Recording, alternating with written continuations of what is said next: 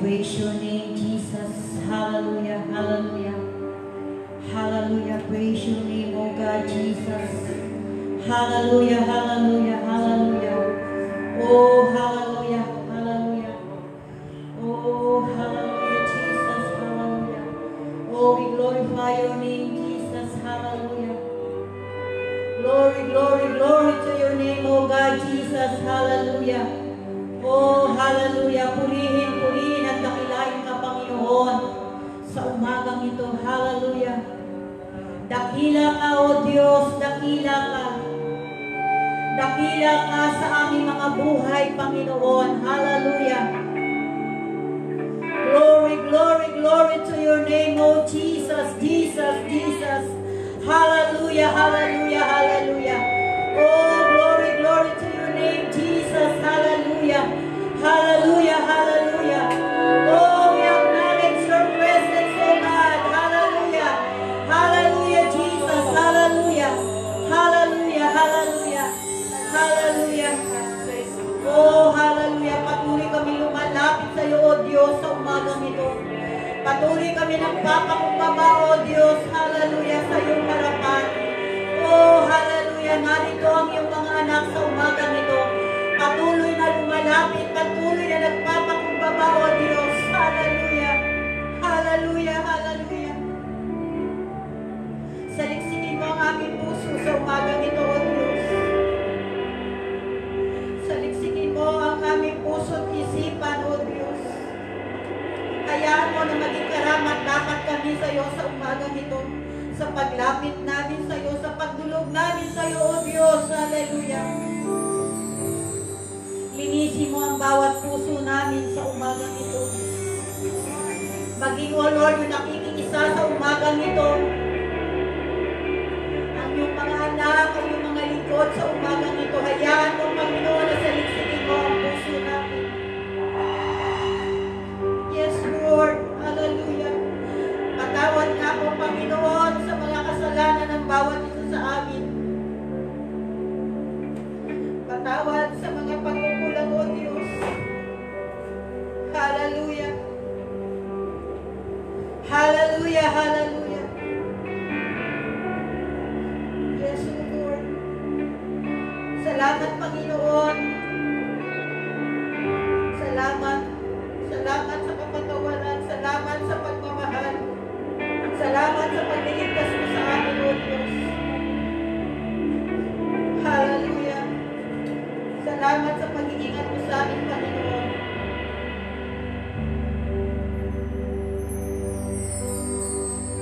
Salamat, O Diyos. Hallelujah. Salamat, Panginoon, dahil panibagong pag-asa. Panibagong pakikibaka binigay mo sa amin sa umagang ito. Panibagong pagtitiwala, O Diyos. Hallelujah. Hallelujah. Purihin ka, dakilain ka, Panginoon, sa umagang ito. Salamat, O Diyos, sa patuloy na pagsama mo sa iyong mga anak. Salamat, Panginoon, sa patuloy na pag-iingat mo sa amin. Salamat, O Diyos. Hallelujah. Salamat, salamat, Panginoon. Patuloy ka namin pinasasalamatan, O Diyos. Hallelujah. Hallelujah. Hallelujah. Hallelujah. Hayaan mo nga po, Panginoon, na patuloy kami lumapit sa iyo. Patuloy namin itulong sa iyo, O Diyos. Hallelujah. Hallelujah. Patuloy namin itulong ang buong mundo sa iyo, O God. Ang aming bansa, ang bawat bansa, O Diyos. Hallelujah. Hallelujah. Kahamagan mo, Panginoon, ang aming bayan. Patawarin mo ang aming bayan. Panginoon, patawarin mo, O Diyos. Hallelujah. Hayaan mo sa umagang ito, Panginoon, patuloy ka namin purihin.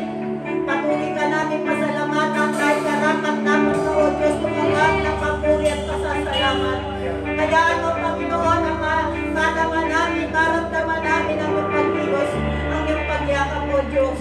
Lalo bibig, Panginoon, ko sa mga nanonood sa umagang ito na nakikiisa sa pagpupuri, sa pagsamba sa iyo, O Diyos. Hayaan mo na sila man ay maranasan ng pagkilos mo, maranasan ng paghihipo mo, maranasan ng pagmamahal mo, maranasan ng pagkilos mo, Panginoon, ang iyong kahabagan, ang iyong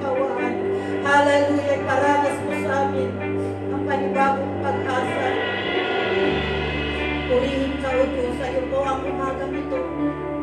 Patuloy, Panginoon, na itataas ka namin sa aming pagpupuri, sa aming pasasalamat, Panginoon. Hallelujah, hallelujah, Jesus, hallelujah.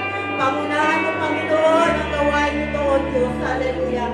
Purihin at takilain ka, Panginoon. Ito po ang samot dalangin namin sa pangalan ni Jesus, sa pangalan ni Jesus. Amen and amen, hallelujah. Hallelujah, hallelujah. Hallelujah. Praise you, Jesus. Hallelujah. Praise you. Hallelujah. Praise God. Amen. Hallelujah.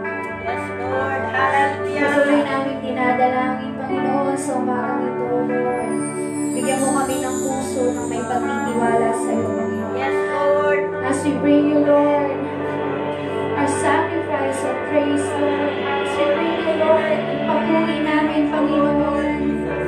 Hayaan mo, Panginoon, na makapagpahinga kami sa iyong presensya. Sa umagang ito, Panginoon. Hallelujah.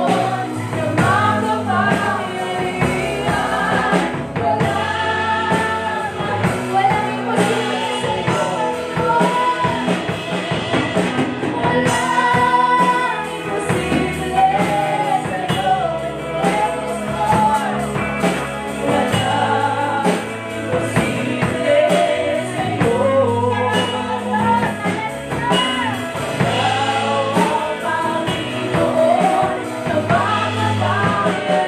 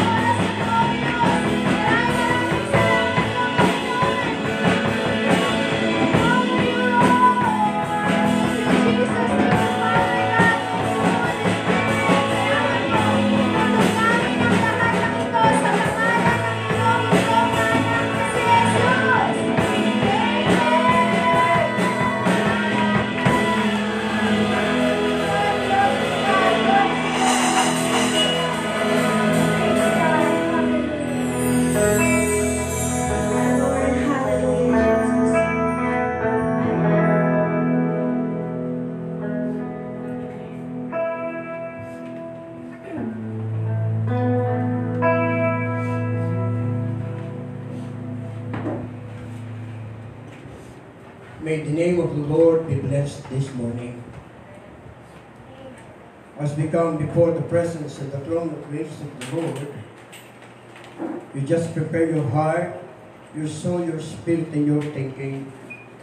As I read this scripture,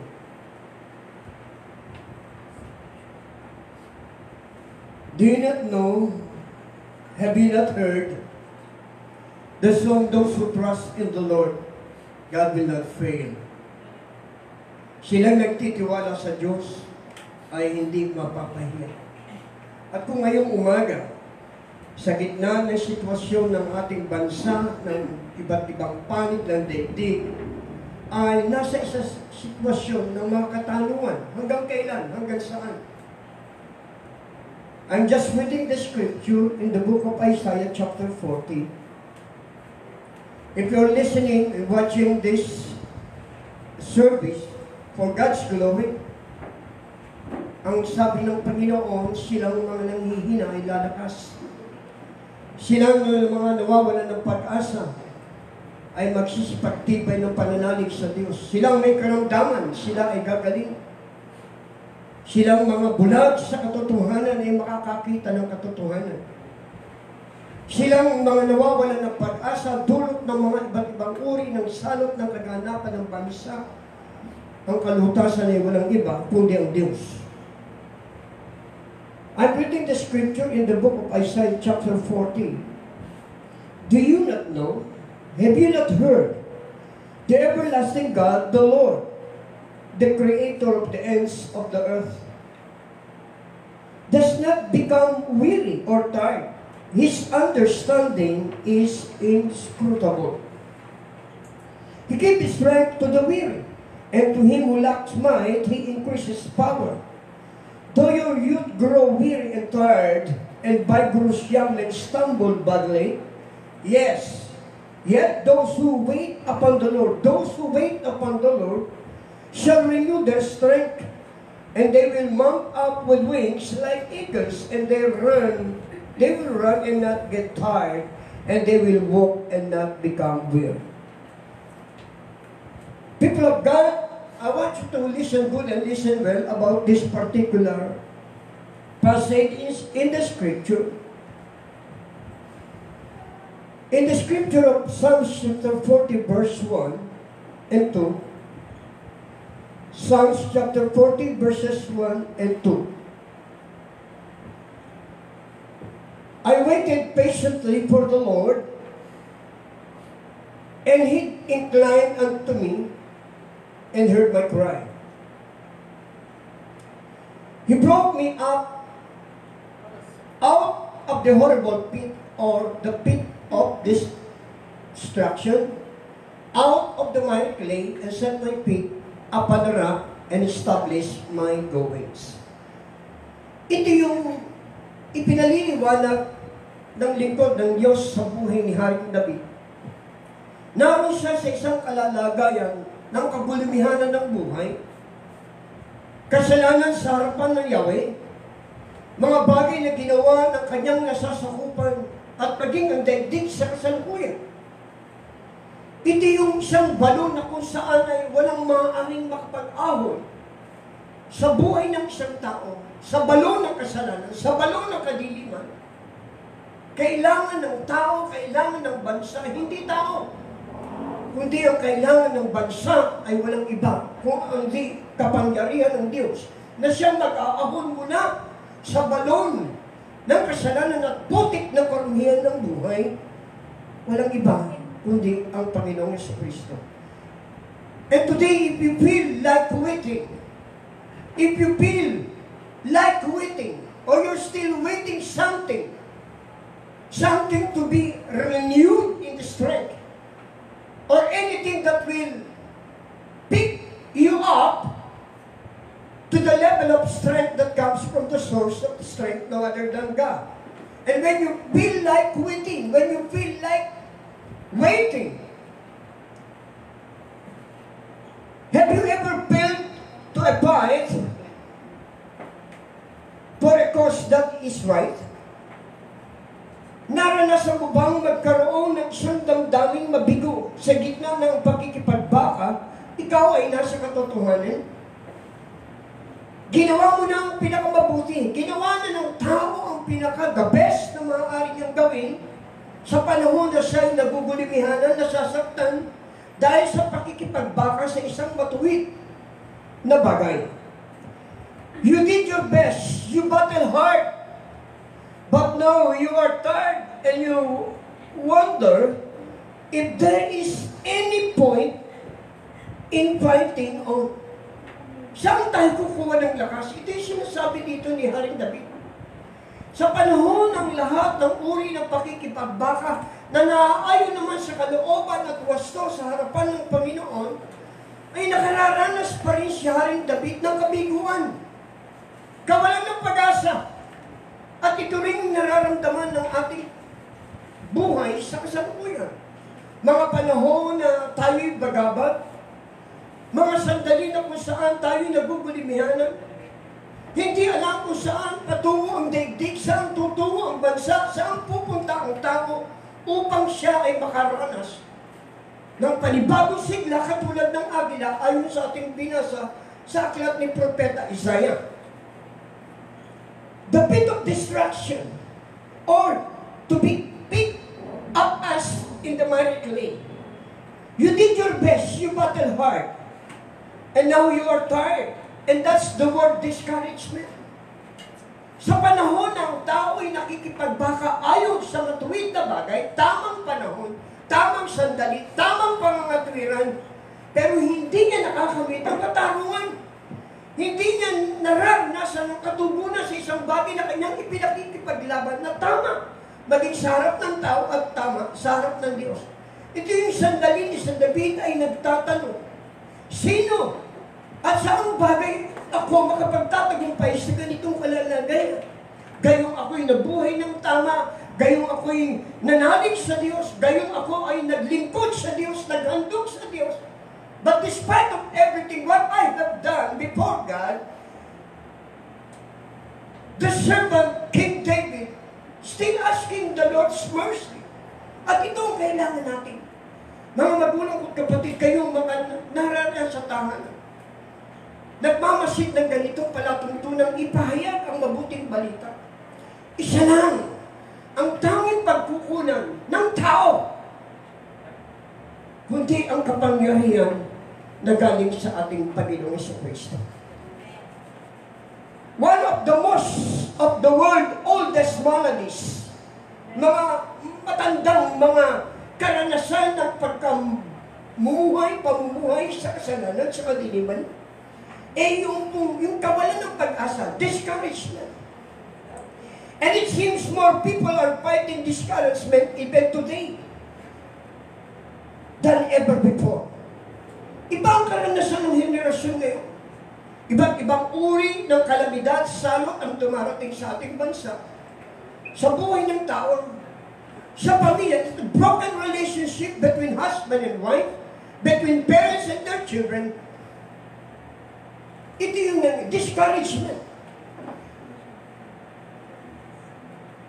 It is an event that spring up to battle the spread of communism. Ang hindi pagkakasundo, ang pakikipagbaka sa mga ideolohiya na kung saan ay ipinaglalaban at pinagbubuwis ng buhay nang hindi sa ilalim ng kalooban ng Diyos.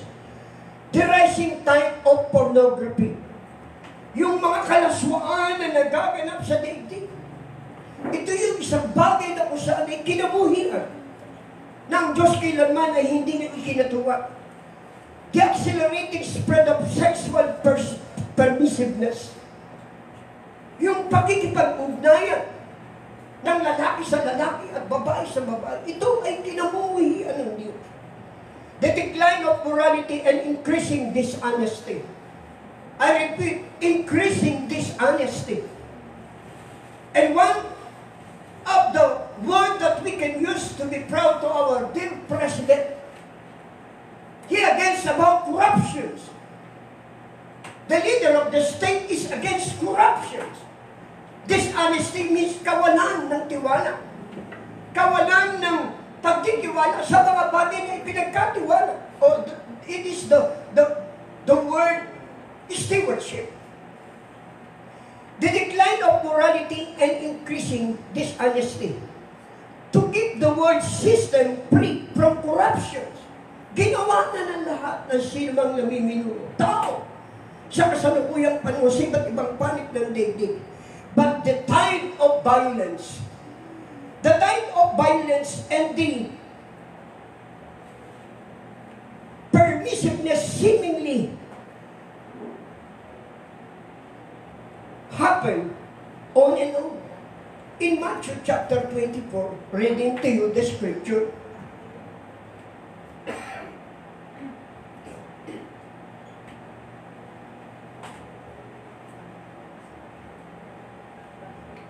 wala po sa talatang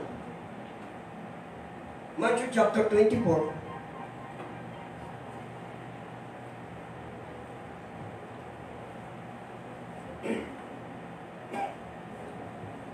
the subtitle, it's about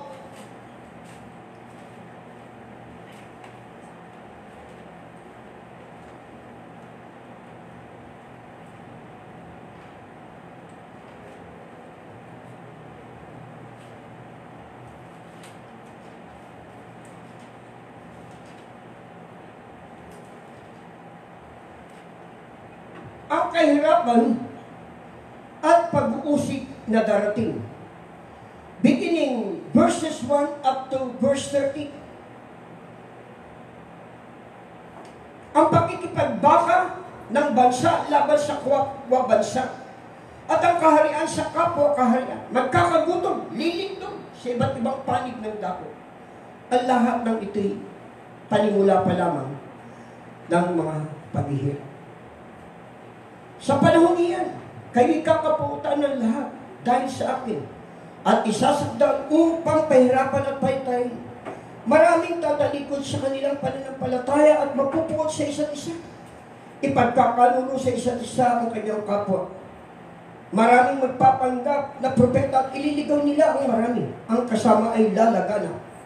Ano pat manlalamig ang pag-ibig ng marami sa Diyos. Mga magulang ko't kapatid, ito yung mga palatandaan ng mga huling panahon na ating ngayon ay tinutungtungan. At kung tayo'y nabubuhay sa kasalukuyan, ito yung ating karanasan. Bansa, hindi lamang ng Israel, kundi ng bawat bansa. Ang kalapastangan ng walang pangalawa.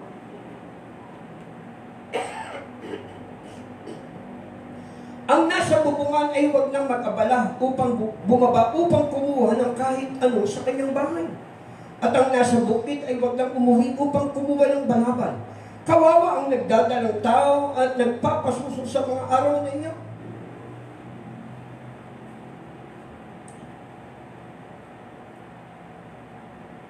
Ito yung araw na gusto kong ipakita sa inyo na yung kalagitnaan the first 3.5 years, what we call tribulation, o yung kabigatian.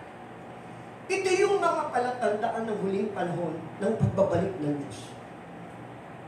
Ito yung karanasan na nararanasan natin. These are only signs. But this is not yet the end of the world. These are only signs. Mga palatandaan na dapat magising tayo. Sa ganitong sitwasyon, ang sabi ng awitin, kahit na anuman ang sitwasyon, Diyos ang nakakaalam at pwede niyang baguhin kahit sa mga oras at sandaling habang ako'y nagsasalita, ang mga bagay na hindi maganda, walang ibang pwedeng magpaganda, lalo tigit sa nangyayari sa ating bansa at sa bawat bansa. Walang iba, kundi ang kaisa-isang anak ng Diyos, ang ating Panginoong Jesucristo. Ito yung aral. So, the rising tide of pornography, the accelerating spread of sexual permissiveness, what I mentioned, decreasing dishonesty,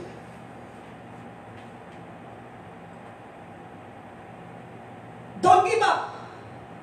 Try not to quit. Wag ho kayong manghinawa. Inalimbawa tayo sa isang agila na ang agila po ay nakalilipad sa harap ng gitna ng mga unos at bagyo. And we can live as an eagle above the circumstances what is happening to our country. We can live, people of God, we can live above the circumstances what is happening today. So we give a hand of praise for that. pumapasok sa iyong isip ngayong nakikinig ka at pinanonood mo ang programa ng pamamahayag ng magandang balita, bago ka magsalita na ayoko na, hindi ko na kaya, o maraming tao ngayon ay puno ng bagabag, salot at pangamba, takot na kung saan ay siniglahan sila ng mga bagay na puno ng kabalisan, hanggang kailan magtatagal? Hanggang kailan tayo magtitiis? Hanggang kailan tayo daranas ng ganitong sitwasyon? Mga kapatid, gusto kong basahin po sa inyo what Apostle Paul urged the Christians word in the book of Galatians, chapter 6, verse 9.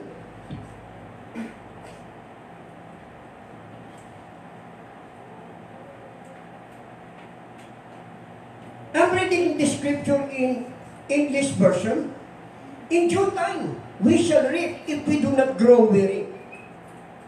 Kaya, huwag tayong mapagod sa paggawa ng mabuti, sapagkat pagdating ng panahon, itinakda tayo ay aani kung hindi tayo susuko. Habang may panahon at pagkakataon, gumawa tayo ng mabuti sa lahat ng tao, lalo na sa mga kapatid natin sa pananampalataya. So, tinuturo pa rin ang paggawa ng mabuti sa gitna ng kapighatian, ang paggawa ng mabuti sa gitna ng kahirapan, ang paggawa sa pagsunod sa salita ng Diyos sa gitna ng karanasan na ating nararanasan sa daigdig. And in a very short illustration about this brother Edmund Burke, all that is necessary for evil to triumph is for good men to do nothing. Kaya, isang malaking katuwaan ng dyablo o ng kadiliman ito na doon sa mga taong ay hindi gumagawa ng mabuti. Wala siyang ginagawa. Ang tao ngayon, ayon doon sa ating tinalakay sa nakalipas na linggo, ang tao ay magiging maibigin sa sarili, maibigin sa salapi, mayabang, walang taros na pagsasayak kaysa sa mga bagay na bukol sa langit. Ito yung larawan na imbis na gumawa ng mabuti at mayroon ng gumagawa ng mabuti, meron pang sinasabi ng mga bagay laban sa mga taong gumagawa ng mabuti. Kaya ang tao ko'y puno ng kagulumihanan, puno sila ng makasariling ambisyon. Ang tawag po natin dito, this kind of spirit, is a self-centered spirit. Puro palagi sila, palagi sa amin, palagi sa atin.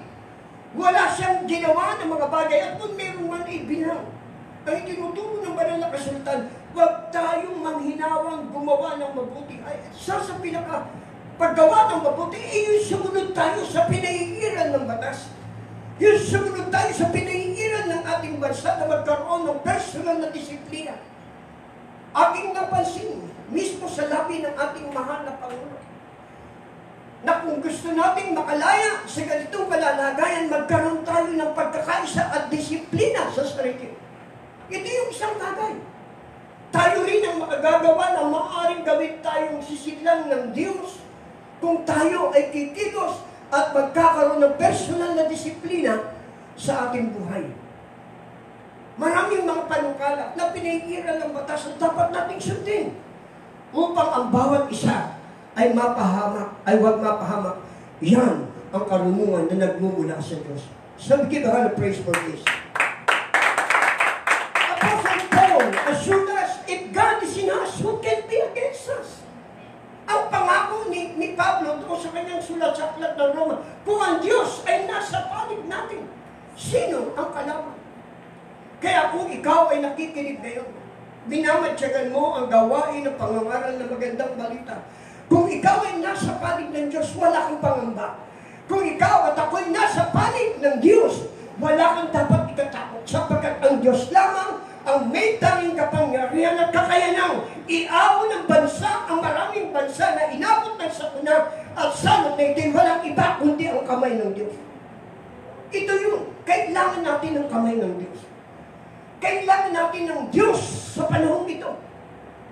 At ang Diyos, ang sabi ng banal na kasulatan, ang sino man lumalapit sa Kanya ay hindi mapapahiya. Kaya kaibigan kapatid, gusto kong sabihin sa iyo ngayong umaga, lumapit ka sa Diyos. Draw near to God and God will draw near to you. James chapter 4 verses 7 and 8. Come close to Jesus and Jesus will come close to you. Amen. Ito yung aral. So, Apostle Paul assured that if God's in us, who is against us? So, if you really want to be a triumphant living soul, you just rethink your strategy. Magbago ka na ng pag-isip at magbago ka ng pamamaraan ng buhay. At ito'y makakamit mo lang sa kaisipan at pamamaraan ng Diyos. Nasusulat yan sa Isaiah. Fall back and regroup. Strengthen the ranks, but do not quit. Ask yourself, if I cease to stand for the right, how can I expect weaker individuals to take up the fight? Tumayo ka. Tumayo ka sa pangako at kapangyarihan ng Diyos. Kung hindi ka tatayo, sino ang magtatagol sa mga taong may hila sa pananampalataya? Do not underestimate your potential. Much can be accomplished through the efforts of a few individuals or even a simple person when they desires that honors God. Mga kapatid, ito yung larawan sa araw na ito. Edward Bergson, a minister and an author, rose to the challenge by declaring, at pakinggan niyo po ito, I am only one. But I am still one. I cannot do everything, but still I can do something. Are you listening? Amen. Edward Burke said, I am only one, but I am still one. I cannot do everything, but still I can do something. You can do something, people of God. And because you cannot do everything, and you will not refuse to do something that you can do. So may magagawa tayo. At ang ating magagawa ay disiplinahin natin ang ating sarili, magtiwala tayo sa pangako ng Diyos, sumunod tayo sa palatuntunan ng pamahalaan. Hale discovered that in a right cause, 1+, God is majority. Kaya kung tama ang pinakikipaglaban mo at kasama mo pa ang Diyos, walang katinag-tinag, ikaw at ako ay magtatagumpay. Now, in Psalms chapter 25, verses 1 and 2,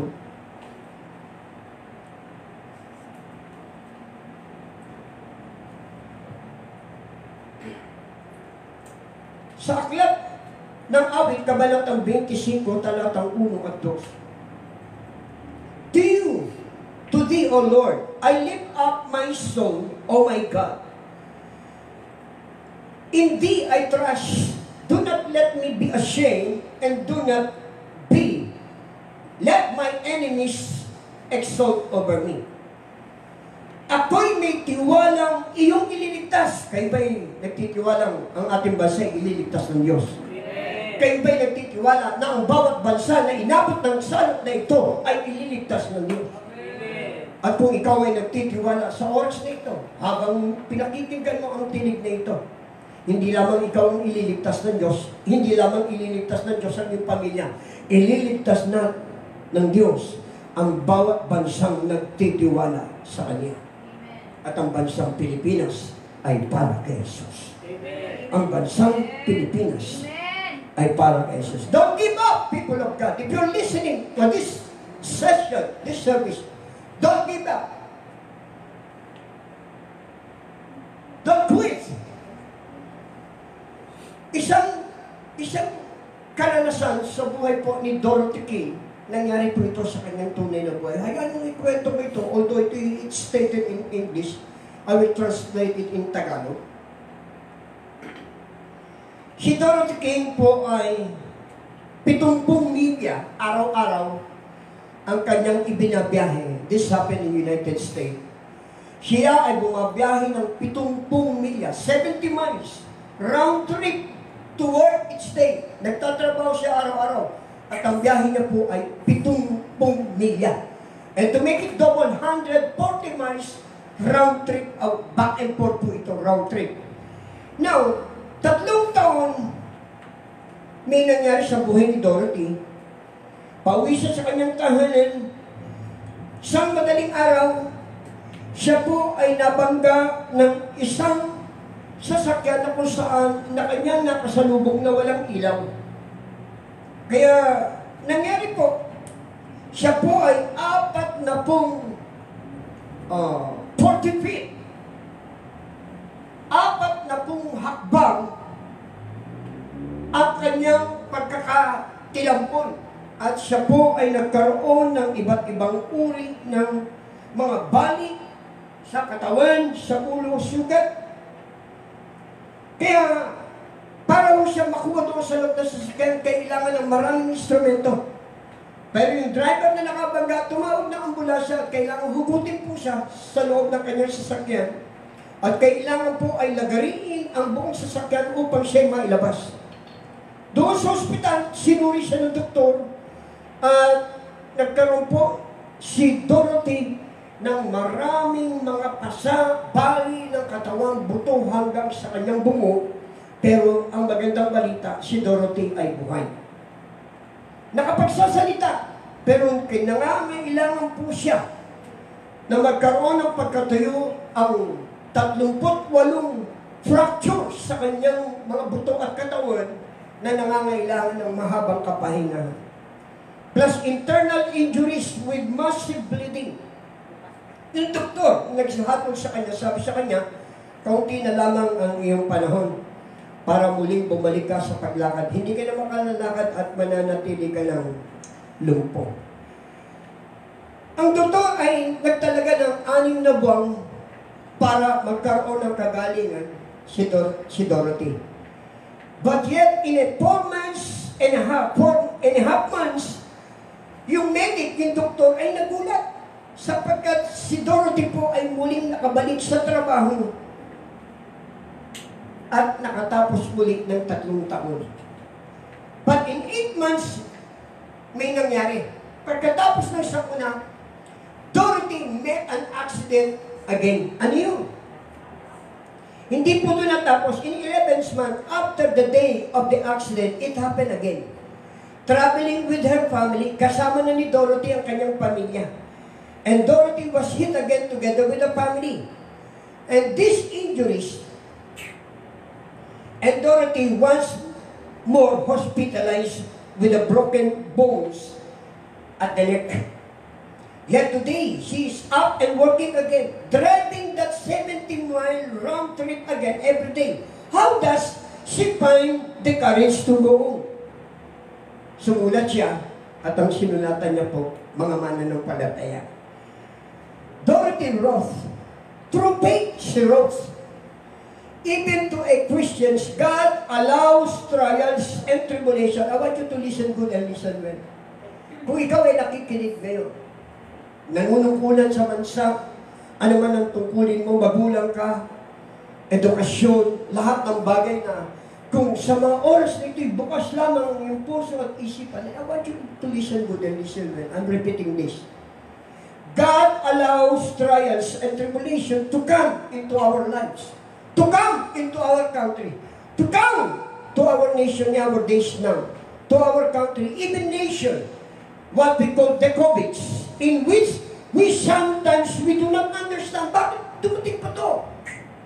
Bakit hindi na lang sa China? Bakit hindi na lang sa ibang bansa? Bakit pa nagdawit ang bansang Pilipinas?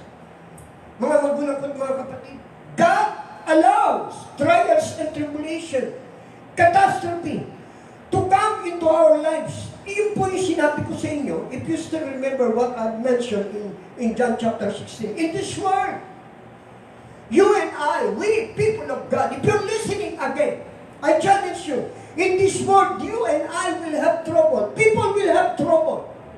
Come to think of it, people of God, God allows trouble, trials and tribulation to come into every single soul. In our days now, to our country, even nation, the COVIDs in which we sometimes do not understand. But He will not let us go through our trials alone. Ito po magandang pangako. God will never allow you to go through your trials alone. Hindi papahintulutan ng Diyos na dumaan kang nag-iisa sa pagsubok. At sa bawat pagsubok, mayroong Diyos na sasagot sa mga bagay na hinaharap natin. Palakpakan natin ang Panginoon. He will not let any single person to go through trials alone. God knows every little thing we go through and any pain we bear. He always there to pick us up. In the end, we will be stronger because He has led us through troubled waters. Gandang pangako ito para sa ating bansa at sa lahat ng namiminuno ng bawat bansa. Hindi niya pahihintulutan ng mga anak niyang nagtitiwala sa Kanya na sasalubungin at makikipagbaka sa isang labanang hindi tayo pangungunahan ng Diyos. Kaya kailangan natin ng Diyos sa pakikipagbaka. Without God, we can do nothing. Stated in the book of John chapter 15, apart from Him, you can do nothing. Wala kang magagawa. Kahit sinong nilikha ng Diyos sa daigdig, walang magagawa. Kahit sinong tao. Kung hindi ka magtitiwala sa Diyos. And we need to trust God in all this particular what is happening to nations. God knows every little things we go through. And any pain we bear, He always there to pick us up. In the end, we will be stronger because He has led us through troubled waters. Now, the world is in trouble. Now, it's not only the Philippines. It's not only the different countries, but I mean the world is in trouble. Catastrophe of events right now. If so, we discover them, if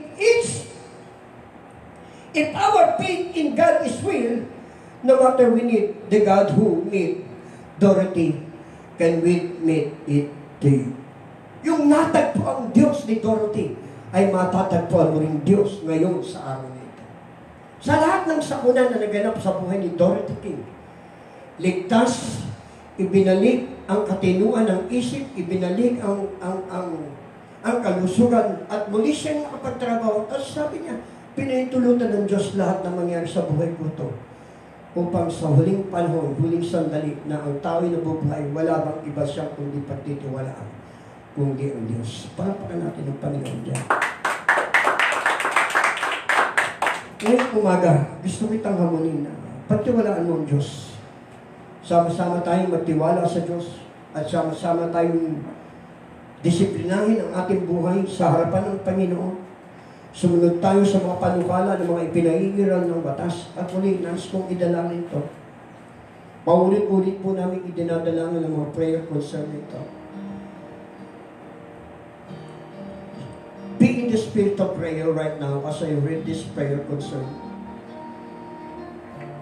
Kung meron kang nais ipanalangin, sumabay ka sa panalangin ito. As we intercede not only for the nation, but even for our country, the Philippines. We intercede for our family, the educators. We intercede for this legislative. We intercede for those legislators, the executive, the judiciary, and all the cabinet members, the Senate, the Congress, the governors, the mayors, up to the low-ranking officers and public servants of this country. Lord, we pray for COVID-19 virus will end soon in Jesus' mighty name. We pray that all circumstances that we are facing now be a triumphant today. Lord, we pray for our family, the community, and the whole nations. By the blood of Jesus, protect us against this COVID-19 that has been creating fear, crisis, and causing death globally. We pray for all those who are battling this sickness for the complete healing and the virus to stop spreading in Jesus' name. We believe that miracles still exist today. And we ask God your divine miraculous provisions for the poor and the daily wage earner and the needs in any ones of your people. Give us protection and wisdom for all our frontliners. Father, we pray for all the medical practitioners that are still finding a cure for this virus. Again, I say to you, people of God, there is only but one answer according to this passage. It is Jesus Christ is the answer. As well as for our soldiers, men in uniform, policemen, and other sectors of our country. We pray for our His Excellency President Rodrigo Duterte and all his cabinet members. We pray for the church people, pastors and workers, and all God's people to unite in praying and fasting during this battle. Again, we are not destined to be defeated, but we are destined to be victorious. Hindi tayo nakatalaga upang maging talunan. Walang anak ng Diyos na magiging talunan. Try to trust God with all our heart, with all our soul, and with our spirit. We pray for our even barangay levels, our dear beloved mayors, the vice mayors, and all the councilmen, and all these kagawad barangay captains, Panginoon. We pray for our beloved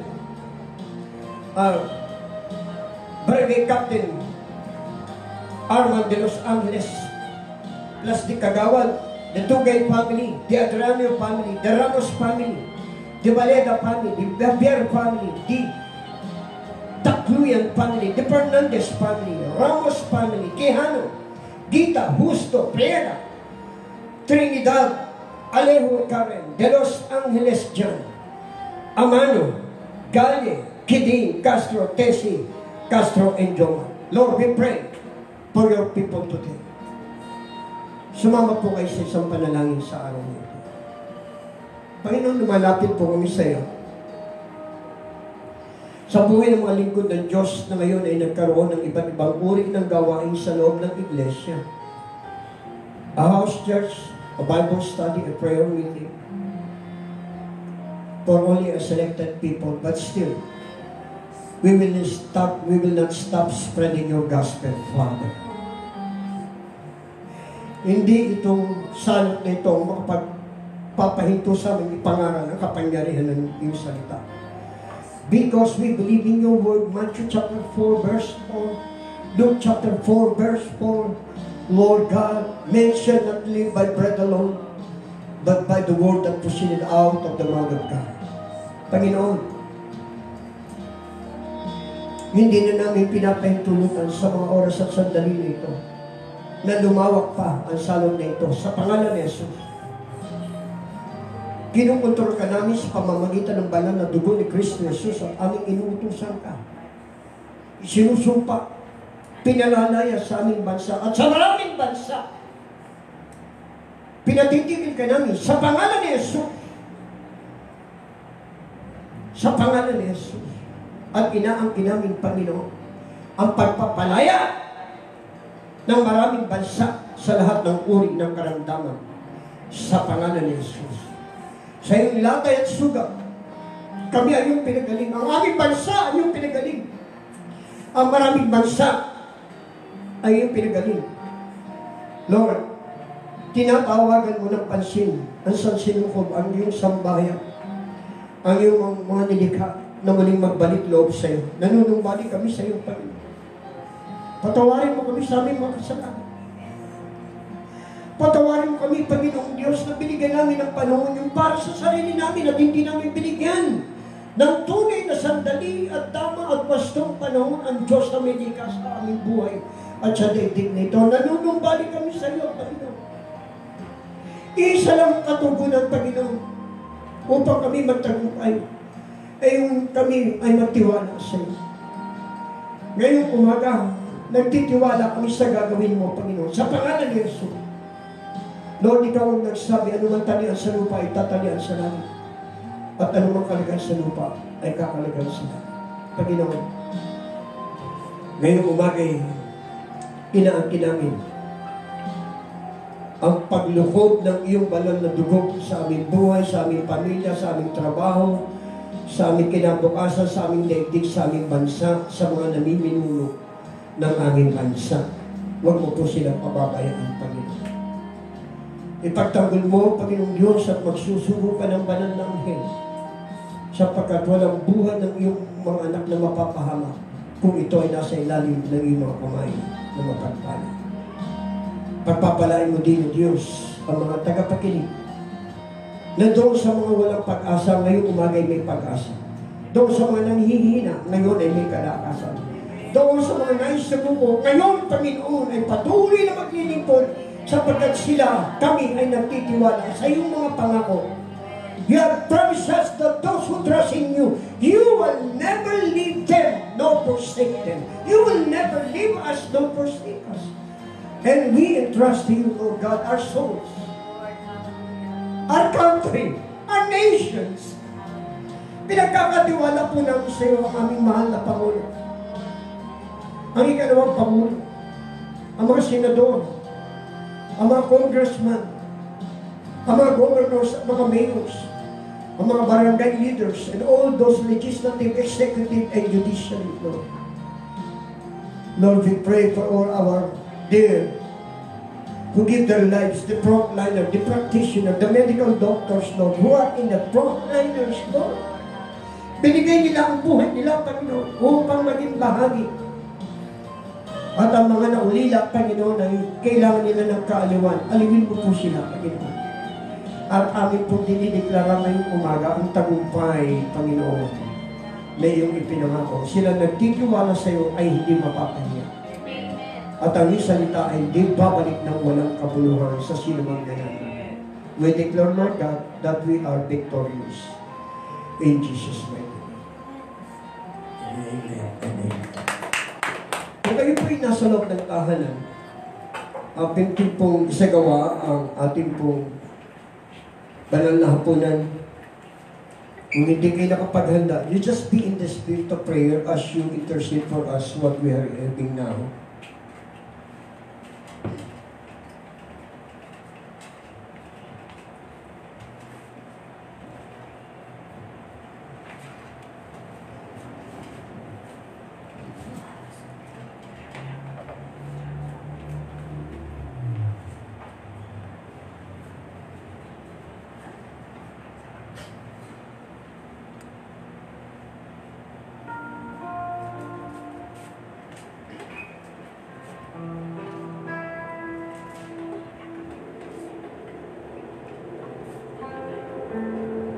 Just sing the song to the good man.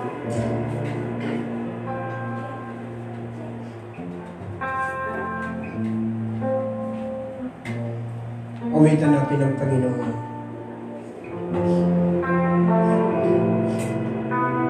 Lumagay po kayo sa diwa ng panalangin habang kayo sumasabay sa awiting ito.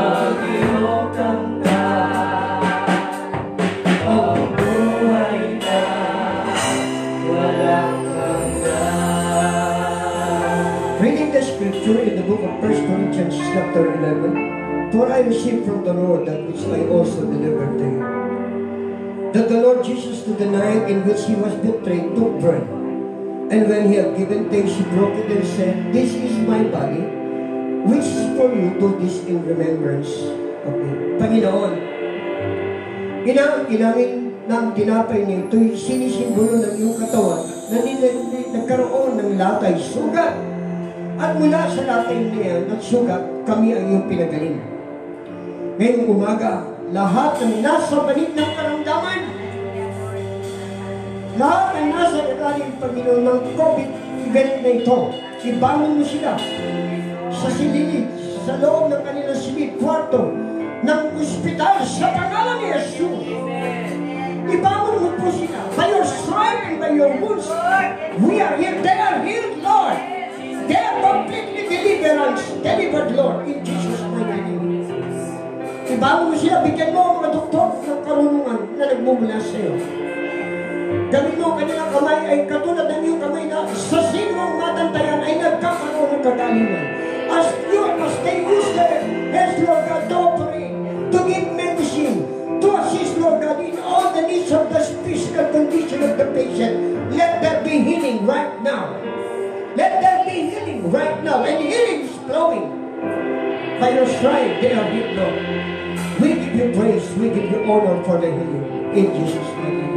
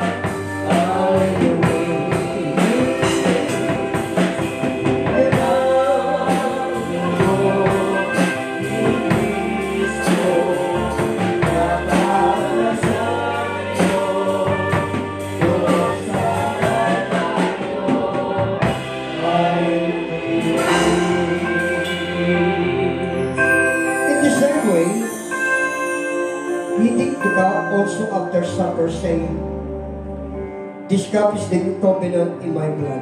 Do this as you often you drink it in remembrance of me. For as often as you eat this bread and drink this cup, you proclaim the Lord's death until He comes. Therefore, whoever eats the bread or drinks the cup of the Lord in an unworthy manner shall be guilty of the body and the blood of the Lord. But a man must examine himself, and so doing he is to eat the bread and drink of the cup." Panginoon,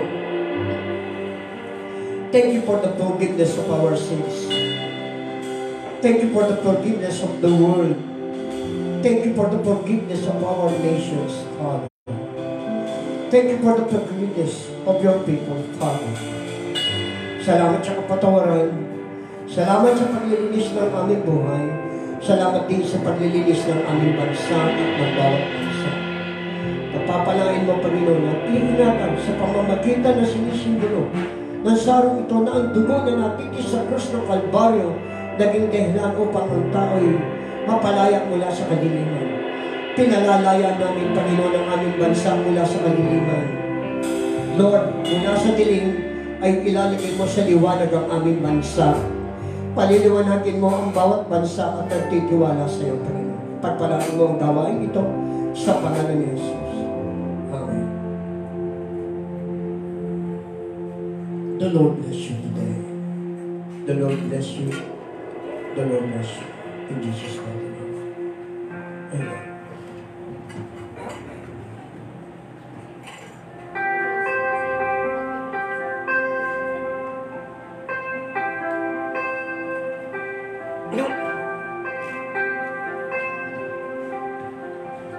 Hallelujah, Lord. Hallelujah, Jesus. Maraming Diyos na makapangyarihan sa lahat. Tuloy po kami, Ama, na nagpapasalamat sa inyong pong biyaya at kahabagan, sa inyong pag-ibig, Panginoon, na patuloy po namin nararanasan sa kabila po na pinagdaraanan ng bawat isa sa amin. Nariyan ka pa rin, Panginoon, na nananatiling tapat, na nananatiling mabuti, na nananatiling dakila, Panginoon. Purihin ka, Panginoon. Maraming salamat, Panginoon, sa mga oras po na ito, sa pagkakataon na ibinigay niyo po sa bawat isa sa amin para ito ay aming mapapurihan, para ito po ay aming sambahin, para kami ay makapakinig ng iyong mga salita. Maraming salamat po, Panginoon.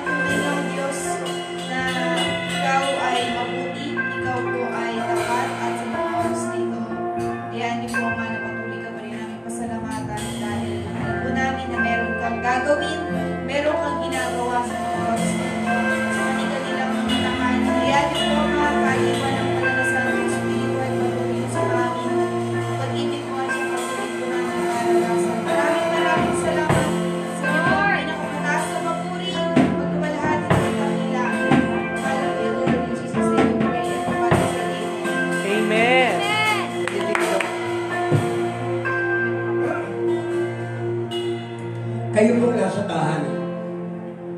Kayo po mga sa dako na habang nakikinig ng pangangaral ng magandang balita, ng mabuting ebanghelyo na kaligtas ko. Kayo po na nasa bawat residensya, saan man dako na Luzon, Visaya, Mindanao, napakinggan niyo ang mga aral ng salita ng Diyos. Huwag mo may maya, taas ninyo yung kamay dahil ang tataas ng kamay, tanda na wala tayong magagawa, iba na tayo samahan ng Diyos. Ama namin Diyos na makapangyarihan sa lahat, na siyang naging mabuting Ama mula sa aming Panginoong Kristo.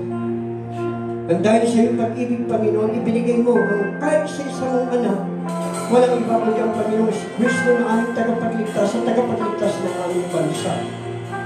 Ang kaliwanagan ng Espiritu ngayon at magpakailanman, Panginoong Diyos, ay ikawan mo sa iyong mga anak. Ikawan mo sa iyong bansa na naman kailangan, Panginoon, ng iyong basbas at Kristo. Aking ipinapahayag ang pag-ibig ng Diyos sa manwasalan. Ang patuloy na pagligtas ng Panginoon sa Kristo. Kaliwanagan ng pagpagpisa ng mga ng Espiritu Santo. Idinadalangin namin lahat itong sinesunod sa pangalan ni Jesus. Sa pangalan ni Jesus, lahat na nagtagumpay, pinalaya ng Diyos at dumating ang kagalian ay magsabi ng Amen. Amen. Amen. In Jesus' mighty name. Amen. Amen. Salamat, Panginoong Diyos. In Jesus' name. God bless you. God bless you.